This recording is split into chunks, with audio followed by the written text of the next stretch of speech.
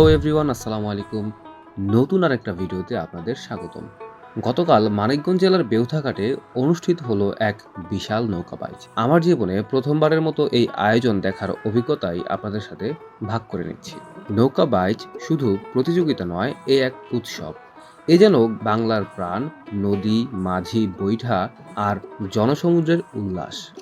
নদীর তীরে জমে ওঠে মেলা, বাজে ঢোল, বাজে করতাল আর বাজে মানুষের হৃদয়ের তাল। প্রায় ১২ বছর পর এই বেউথাঘাটে আয়োজিত হলো নৌকা বাইচ।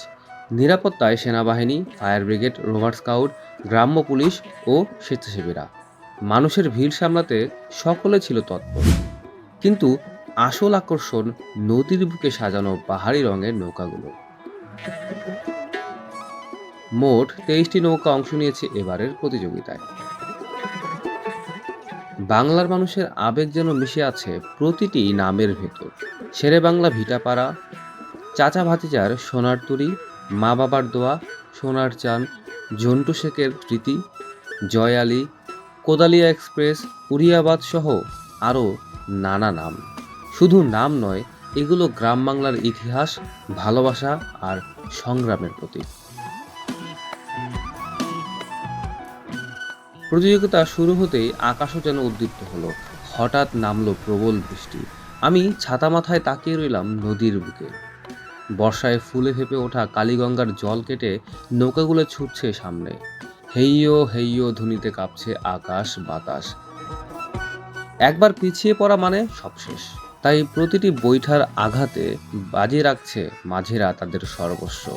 নদীমাতৃক এই জনপদে মানুষের সাথে নদীর সম্পর্ক যেন চিরন্তন।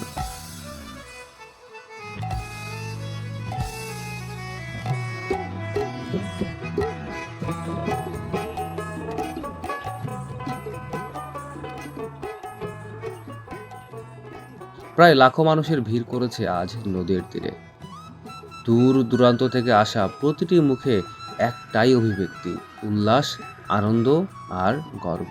কালীগঙ্গা ব্রিজে নদীর পাড়ে যেদিকে তাকাই শুধু মানুষ আর মানুষ।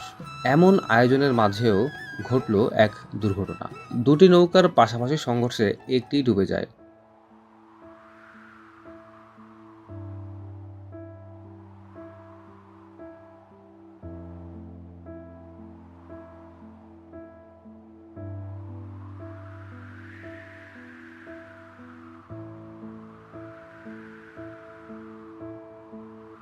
তবে সৌভাগ্যক্রমে সবাইকে নিরাপদে উদ্ধার করা সম্ভব হয়েছে।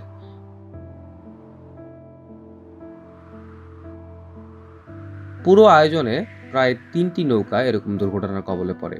এই ধরনের প্রতিযোগিতায় আরও সতর্কতা জরুরি, বিশেষত যখন নদীতে কমার্শিয়াল ট্রলারগুলো ভিড় জমায়। এক্ষেত্রে আমার মনে হয়েছে স্থানীয়দেরও আরও প্রশাসনকে সহযোগিতা করতে হবে। নৌকা বাইচে অংশগ্রহণ করা দলগুলো সুদূর কুষ্টিয়া, পাবনা, টাঙ্গাইল এরকম আরও নানা জেলা থেকে এসছে। তবে আমি শেষ রাউন্ড পর্যন্ত থাকতে পারিনি। খবর পেলাম চাচা ভাতিজার সোনার তরী এগিয়ে ছিল স্কোরে।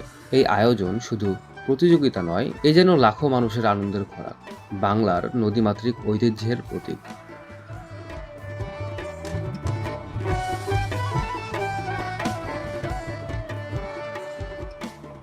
আমার কাছে এই অভিজ্ঞতা হয়ে রইল অনন্য এক মুগ্ধতার ভেতর। ঘন্টার পর ঘন্টা দাঁড়িয়ে থেকেছি আমি।